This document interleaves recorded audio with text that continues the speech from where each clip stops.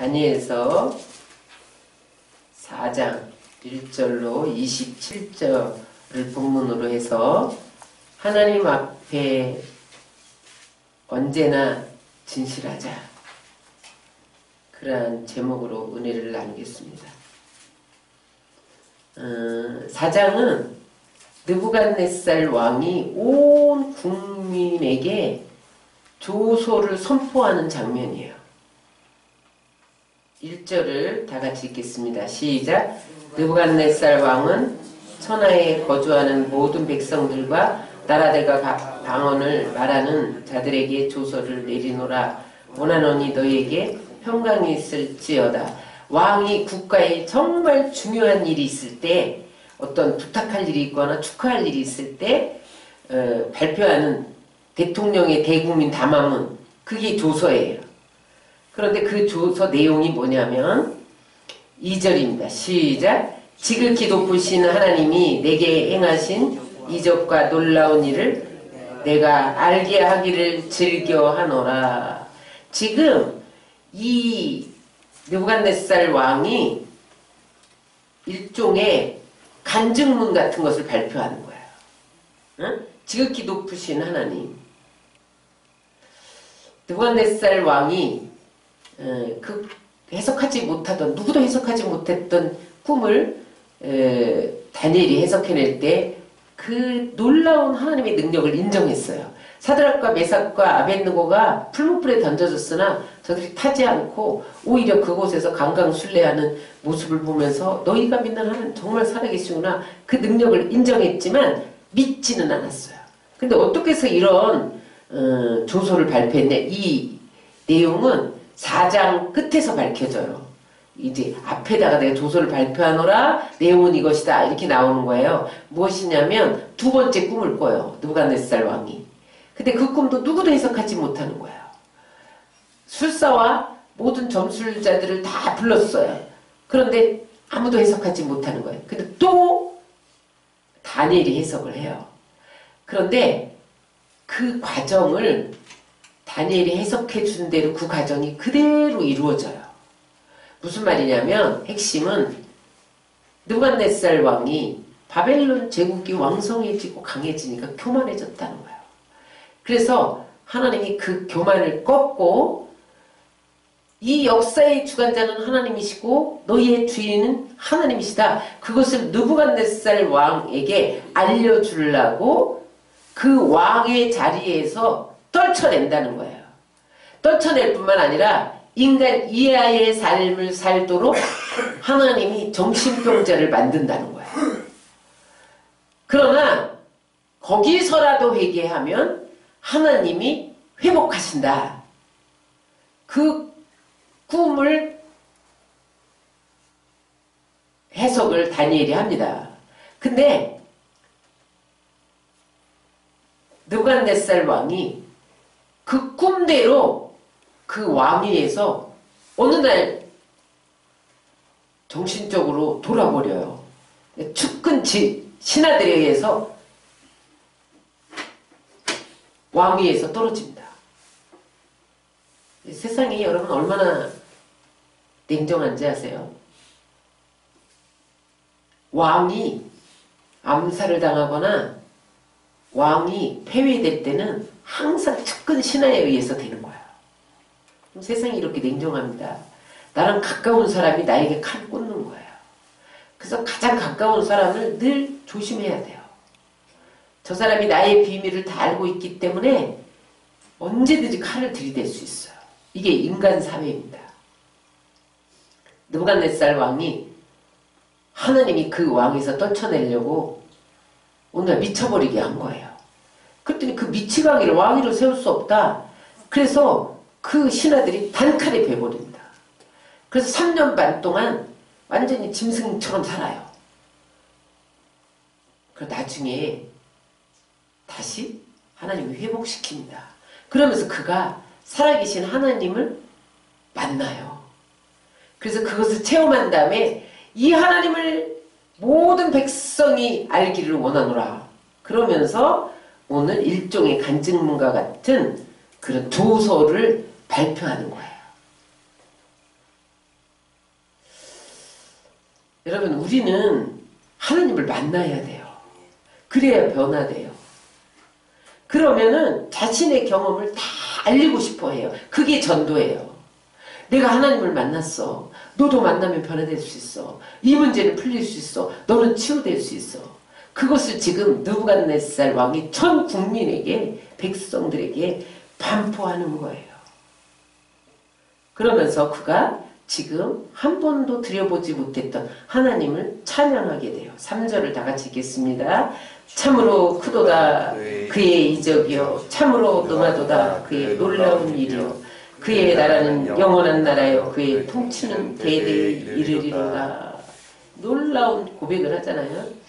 지금까지는 자신이 최고인 줄 알았어. 그런데 지금은 하나님이 최고라는 거예요. 자기 나라는 영원하지 않다는 거예요. 하나님 나라만 영원하다는 거예요. 응? 자기가 통치하는 나라와 비교도 되지 않습니다. 나는 하나님 권위 안에 있습니다. 여러분, 은혜 받으면 이렇게 변화되는 거예요. 은혜 받으면 나 자존심 다 내려놓게 되고 정직해져요. 그리고 겸손해져요. 이게 은혜 받은 사람의 모습이에요. 이 조서를 발표할 때가 언제였냐? 4절입니다. 나 느부갓네살이 내 집에 편히 있으며 내 궁에서 평강할 때, 이 말은 뭐냐면 모든 전쟁이 끝나고 이제 모든 나라를 다 정복한 다음에 완전히 그 바벨론이 정상에 있을 때, 완전 승리했을 때를 평강할 때라고 표현합니다. 그러니까 그 바벨론 문학에서는요, 정복자가 사방의 적들을 다 제압하고 왕국을 안정시켰을 때를 평안할 때라고 그래요. 그러니까 그때 어디까지 다 정복을 했냐면 애국까지, 두로까지, 뭐 엘람, 메대, 지중해 섬들을 다 장악했어요. 그래서 대제국이 가장 호화롭게 웅장한 바벨론 도성과 왕궁을 건설하고 내가 최고야! 그렇게 생각할 때, 여러분, 우리에게도 인생의 정점은 꼭 한 번 있습니다. 누구에게나. 이제는 내 맘대로 다 되는구나. 그럴 때가 있다는 거야. 태평성대를 이룰 때가 있어요. 그런데 그때 또 다른 위기가 시작됐다는 거야. 다니엘서가 우리에게 끊임없이 말씀하는 건 뭐냐면 영원한 태평성대는 인간 사회에 없다는 거야.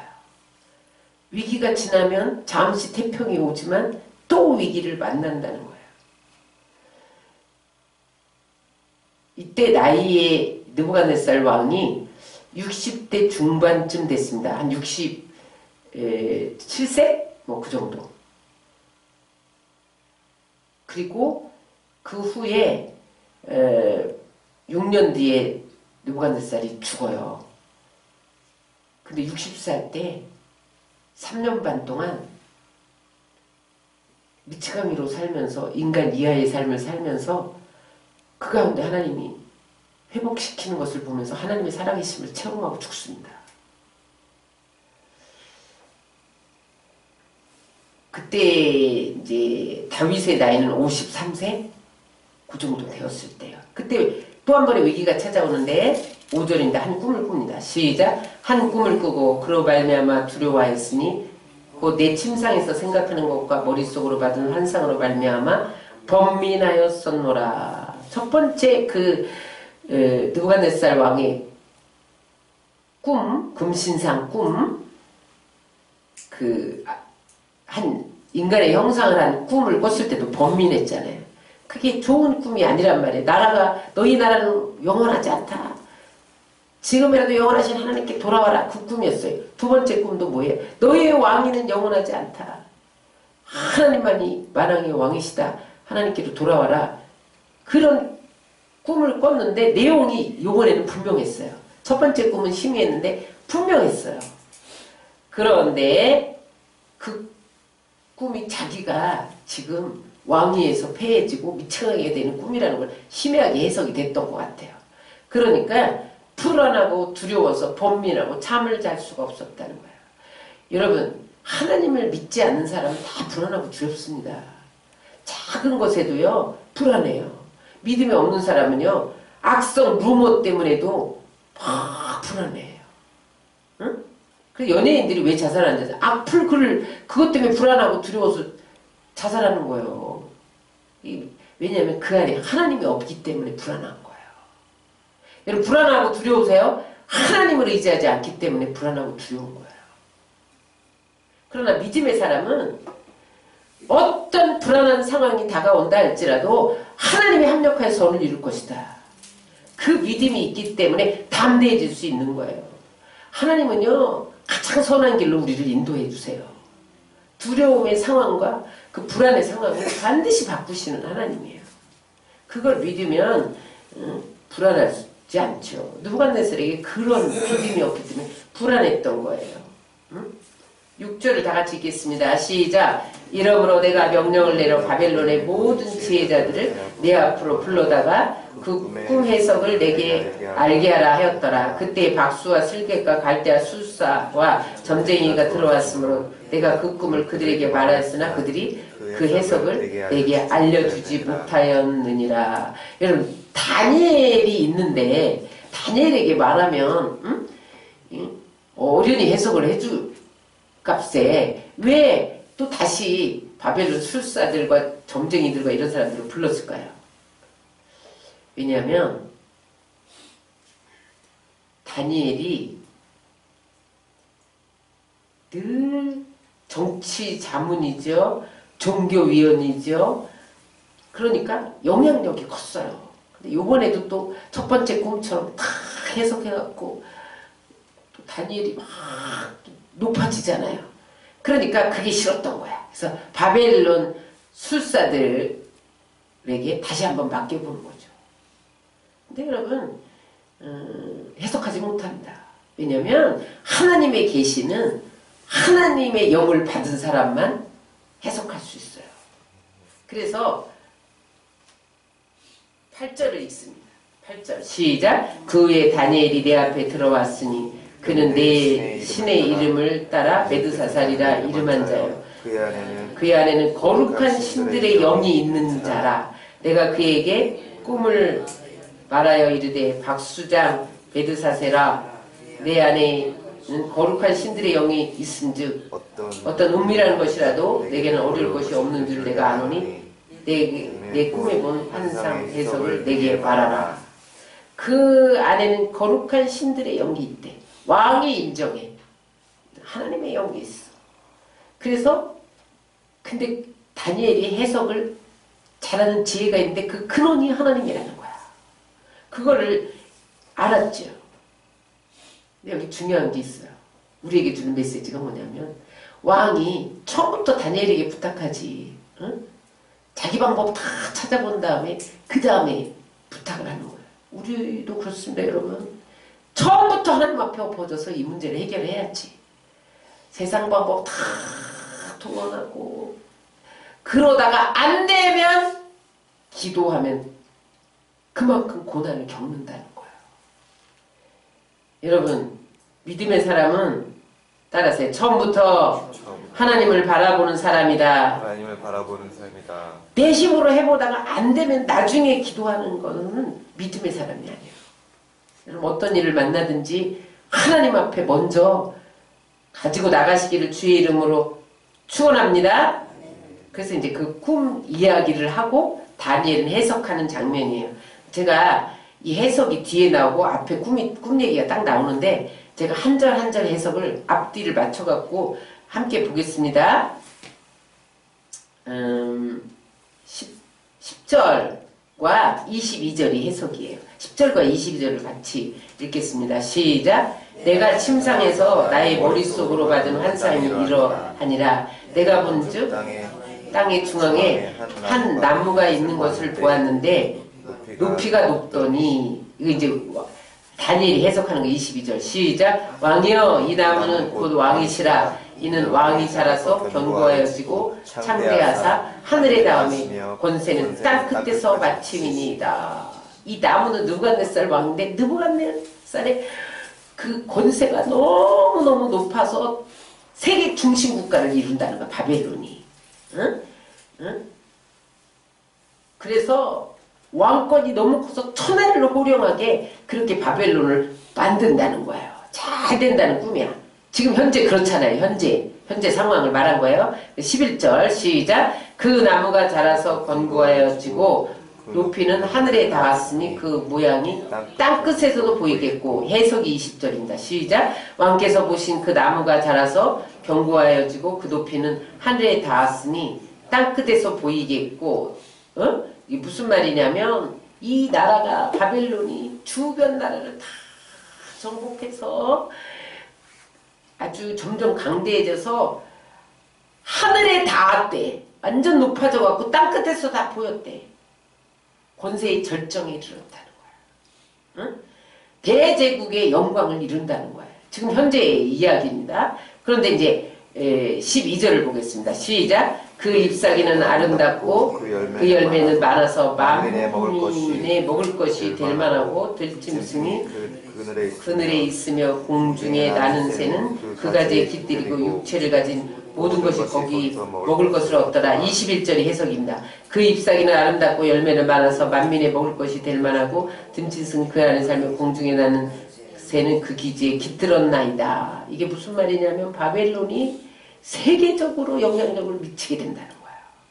너무 풍요로우니까 세계 각국의 사람들이 몰려드는 나라가 된다는 거예요. 여러분, 인구가 증가하는 것은 국력 증강과 정비례합니다. 그래서 여러분, 우리나라가 애를 못 낳으면 이민이라도 받아들여야 국력이 증강되는 거예요. 그것에 성공한 나라가 미국입니다. 미국은 오늘날 어떻게 저렇게 미국으로 번성하고 강대국이 됐냐? 전 세계에서 몰려오는 수많은 인재들을 그 나라로 유입시켜서 강대국이 됐어요. 그래서 그들 이미지 속에 미국은 살기 좋은 나라, 인종차별이 적고 가난한 자들, 약자를 돌봐주는 나라, 노력하면 꿈을 이룰 수 있는 나라.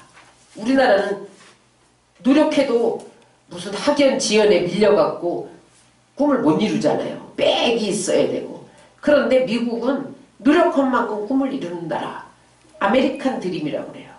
그래서 사람들이 미국으로, 인재들이 다 미국으로, 유대인 인재들이 다 미국으로, 동남아 인재들이 다 미국으로, 서구 구라파의 인재들이 다 미국으로 몰려들었잖아요.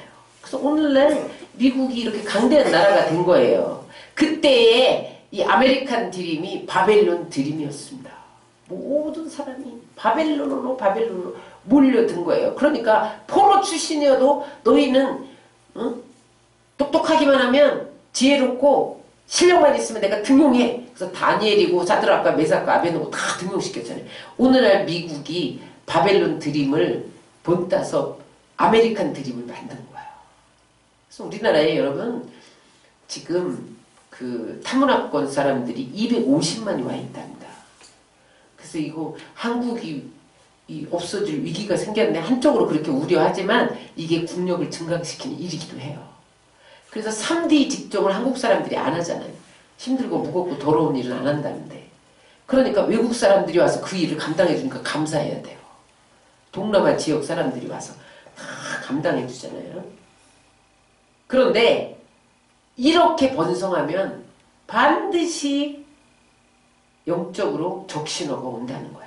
그래서 하나님이 경고하기 위해서 지금 느부갓네살에게 두 번째 꿈을 꾸게 했다는 거예요. 13절과 23절이 짝입니다. 13절 읽겠습니다. 내가 침상에서 머릿속으로 받은 환상 가운데 또 본즉 한 순찰자, 한 거룩한 자가 하늘에서 내려왔는데 그가 소리질러 이처럼 이르기를 그 나무를 베고 그 가지를 자르고 그 잎사귀를 떨고 그 열매를 해치고 짐승들을 그 아래에서 떠나게 하고 새들을 그 가지에서 쫓아내라.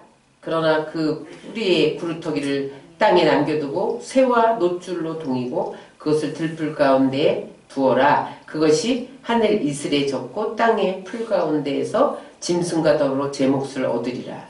자, 23절 해석입니다. 다 같이 읽겠습니다. 시작. 왕이 보신즉 한 순찰자 한 기록자가 하늘에서 내려와서 이르기를 그 나무를 베어 없애라. 그러나 그 뿌리의 불토기는 땅에 남겨두고 새와 노줄로 동이고 그것을 풀 가운데 두라. 그것이 하늘이 이슬해졌고 또 짐승들과 더불어 제 몫을 얻으며 7대를 지내리라 하였나이다. 해석을 해준 거야. 순찰자는 천사를 말해요. 그때 이방인의 언어로 순찰자라고 했는데 하늘에서 내려온 거룩한 자. 이 순찰자는 아람어로는 원래 파수꾼이라는 뜻이에요. 잠을 깨우는 자죠. 그런데 이 천사입니다. 천사가 그 사자가 소리 질렀다는 것은 그 목소리가 막 천둥 치는 소리처럼 우렁찼다는 거예요. 그 사자가 뭐라고 말해요? 그 나무를 베어버려라. 응? 그러면 어떻게 돼? 베어버리니 잎사귀 열매 다 떨어져서 새들도 짐승들도 다 떠난다. 권세를 잃게 된다는 거야. 느부갓네살이 권세를 잃고 영향력이 줄어드니까 사람들이 밀물처럼 몰려왔다가 썰물처럼 떠나가 버린다는 거야. 여러분 세상 사람들도요 권세를 잃어버려요. 어느 순간 다 떠납니다. 여러분 우리나라 대통령들이 그 자리에 뭐 승승장구하고 영원히 있을 것 같지. 5년만 지나봐 사람들이 다 떠납니다. 있을 때 잘해야 돼. 응? 여러분 우리도 잘 나갈 때 힘있을 때 여러분 약자를 돌보면서 덕망 있게 살아야 됩니다. 응? 내가 최고야 이렇게 살 때 하나님이 경고하세요. 응? 여기 뭐야? 새와 노줄로 동이고 그것을 들풀 가운데 두어라. 이게 뭐냐면 이게 정신 이상자들을 새와 노줄로 묶어놨어요. 응? 그리고 들풀 가운데 두래. 왕을 내쫓아서 들풀 가운데 두는 거예요. 왕의 처참한 모습을 말합니다. 따라서 교만은 패망의 선봉이다. 하나님 교만한 자는 반드시 물리치신다. 왕만 이러는 게 아니에요. 우리도 교만해지면요 하나님이 징계를 해요. 근데 그 징계가 내가 잘났어 거기에서 인간 이하로 내려뜨린다는 거예요. 16절 17절 시작. 또 그 마음은 변하여 사람의 마음 같지 아니하고 짐승의 마음을 받아 7대를 지내리라. 이는 순찰자의 명령대로 거룩한 자들의 말대로이니 즉 높으신 이가 사람의 나라를 다스리며 자기 뜻대로 그것을 누구든지 주시며 또 천한 자를 그 위에 세우시는 줄을 사람들이 알게 하려 함이라 하였느니라. 무슨 말이냐? 여기 바벨론에서 때는 계절을 계수할 때 여름과 가을만 계수했다는 거예요. 그래서 7대는 우리나라 달력으로 3년 반입니다. 왕이 너무 교만했기 때문에 어떻게 한다는 거예요? 3년 반을 짐승처럼 살게 된다는 거야. 정신 이상자가 돼서 짐승처럼 막 더럽게 사자처럼 울부짖으면서 엉엉거리면서 끽끽거리면서 산다는 거야. 짐승처럼. 사자들이 울음소리를 내면서 이 정신 이상자로 산다는 거예요. 그래서 하나님 왜 그렇게 하셨냐? 영적으로 깨달음을 주기 위해서 그렇게 하셨다는 거예요. 18절 시작. 나 느부갓네살 왕이 이 꿈을 꾸었나니 곧 너 벨드사살이 그 해석을 밝히 말하라. 내 나라 모든 지혜자가 등이 내게 그 해석을 알게 하지 못하였으나 오직 너는 능히 하리니 이는 거룩한 신들의 영이 내 안에 있습니다. 지금 저는 이렇게 해석까지 다 맞춰서 해줬잖아요. 근데 이제 말한 다음에 18절이 나오는 거예요. 응? 그래서 이제 계속 해석이 나오죠. 그런데 여기에서 이제 술사들 다 불러서 해석하지 못하니까 이제 다니엘을 불러서 이렇게 부탁하는 장면이죠. 하나님의 일은요, 불가능한 일은 하나님만 할 수 있는 거야. 그래서 하나님의 살아계심을 세상에 보이려고 다니엘이 또 해석을 하게 됩니다. 19절 시작.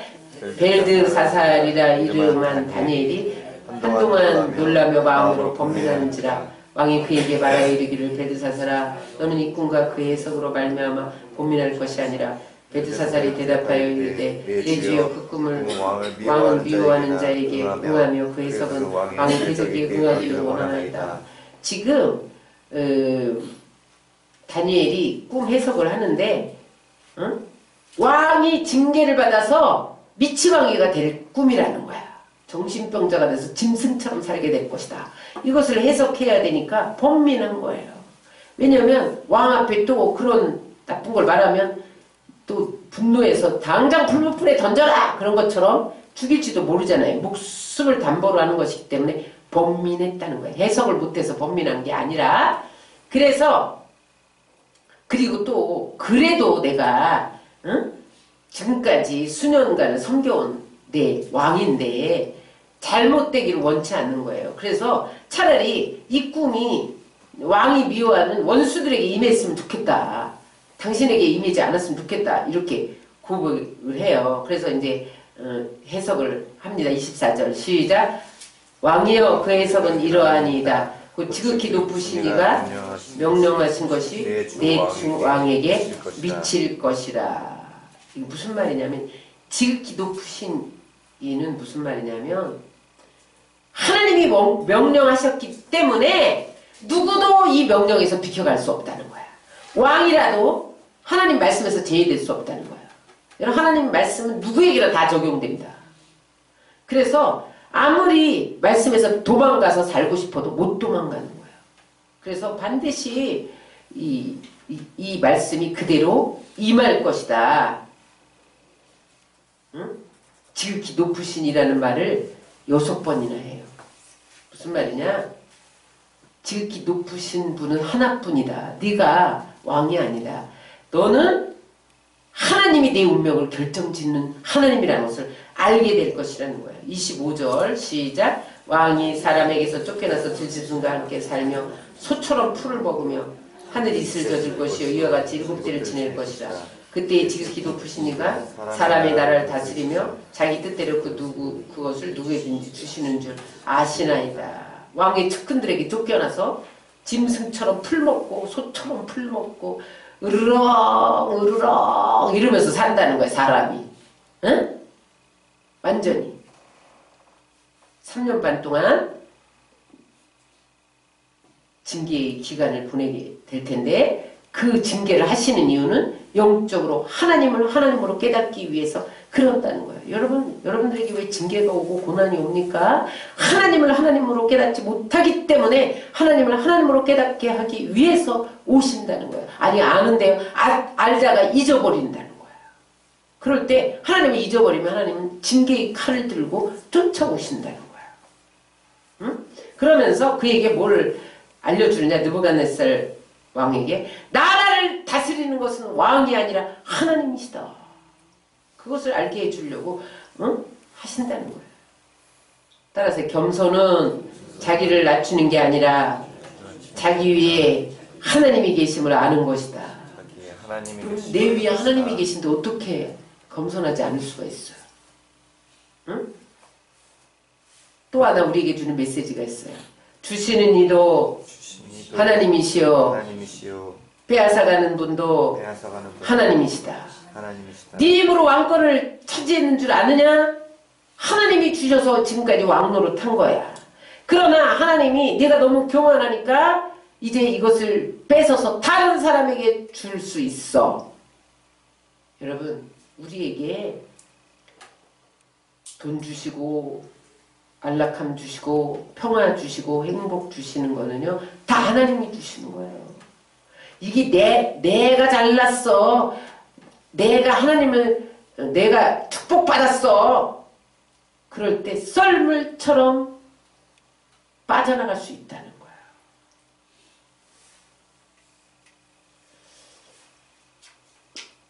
(17절에) 25절과 같은 내용을 말하는데 17절 다시 한번 보겠습니다.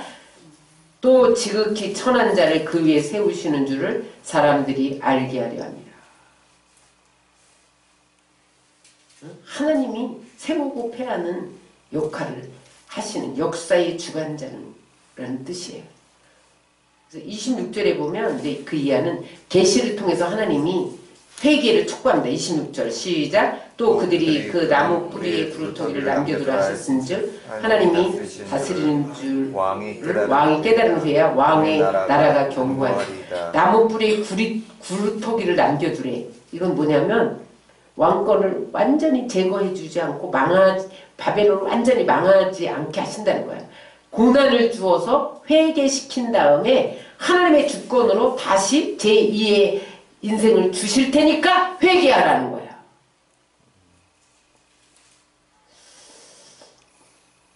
따라서 모든 징계는 회복될 수 있다. 열쇠는 어디에 있냐? 내가 깨닫는 것에 되어 있어요.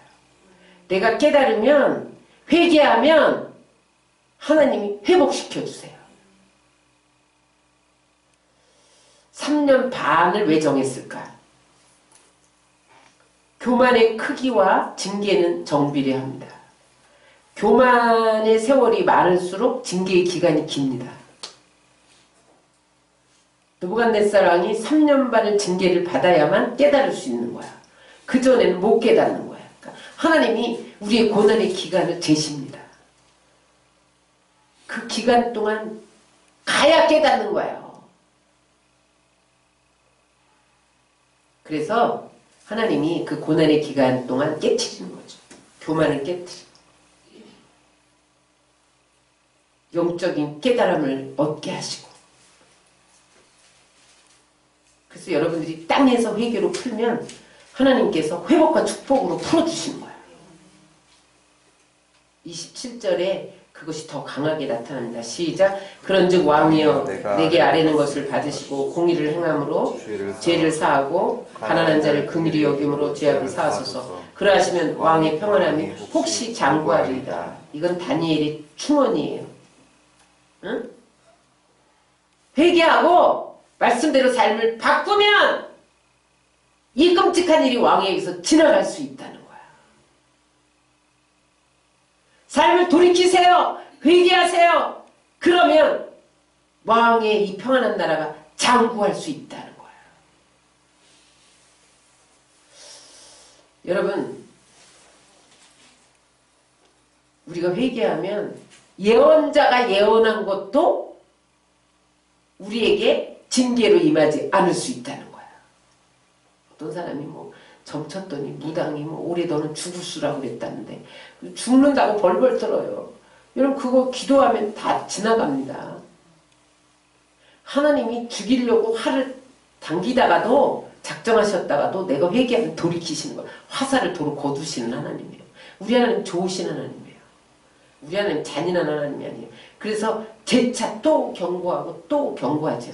제가 이 말씀을 준비하다가 욥기 33장 14절 18절을 읽으면서 이 말씀과 대입되는 것을 발견했어요. 하나님은 한 번 말씀하시고 다시 말씀하시되 사람은 관심이 없도다. 하나님이요 한 번의 단칼에 우리를 베버리지 않는다. 또 말씀하시고 또 말씀하시고 회개해 회개해 회개해. 그래야 멸망하지 않는다. 회개해라. 하나님은 우리가 멸망하는 걸 원치 않아요. 죄짓고 멸망하고 사망으로 이르는 걸 원치 않아요. 그래서 회개의 기회를 주시고 또 한 번 말씀하시고 다시 말씀하실 때 사람은 그 말씀에 관심이 없기 때문에 징계를 당한다는 거예요. 그러니까 또 다시 말씀한다는 것은 이번엔 이 방법 썼다가 안 되니까 다른 방법으로 또 경고하는데 계속 흔들어 깨우는데 못 깨닫는다는 거예요. 따라서 이대로 가면 안 돼. 돌이켜야 돼. 계속 가면 재앙이다. 그 메시지가 느부갓네살 꿈의 내용입니다. 경고하는데 계속 무시해. 재앙을 맞는 거예요. 따라하세요. 회개하고 빨리 깨닫는 것만이 살 길이다. 여기 느부갓네살을 나무라고 표시했잖아요.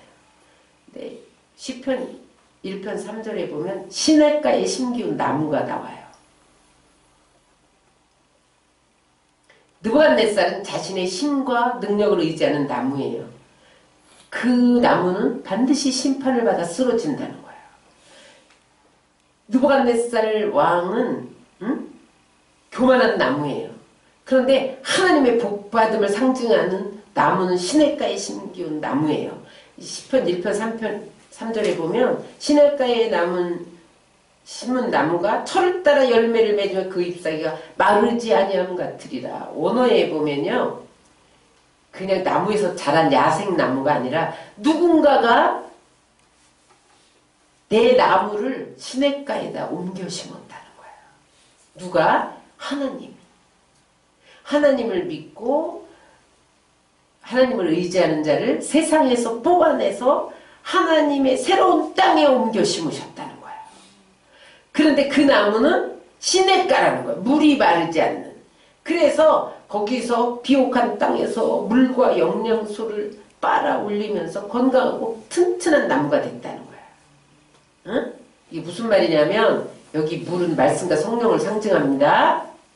이제 우리는 느부갓네살처럼 자기 힘과 능력을 의지해서 뿌리 내리는 나무가 아니라 하나님이 시냇가에 옮겨진 나무가 됐기 때문에 이제는 세상과 힘의 권력에 뿌리를 내리지 말고 세상 돈에 뿌리를 내리지 말고 어디에 뿌리를 내려야 되냐? 말씀과 성령에 뿌리를 깊이 박으면 느부갓네살 같은 나무가 되지 않냐고 항상 잎이 푸르고 청청하여 열매를 많이 맺는 그 하나님의 사람은 영원토록 말씀과 성령에서 풍성한 그 물이 흘러나오고 생기가 흘러나와서 먹고 마시게 된다는 거야. 네. 여러분, 오늘 말씀을 통해서 나는 내 힘과 능력만 의지하고 사는 사람인가? 하나님 안에 깊이 뿌리 내리고 사는 사람인가를 돌아보기를 원하십니다. 그래서 여러분, 느부갓네살 같은 나무는 곧 뿌리 뽑히고 심판을 당합니다. 하나님 배워버려라. 그럼 끝나는 거예요. 그러나 시냇가에 심기운 나무는 철을 따라 열매를 맺고 그 잎사귀가 마르지 않습니다. 성령과 말씀에 뿌리 내린 여러분들 되시기를 주의 이름으로 축원합니다. 기도하겠습니다. 하나님,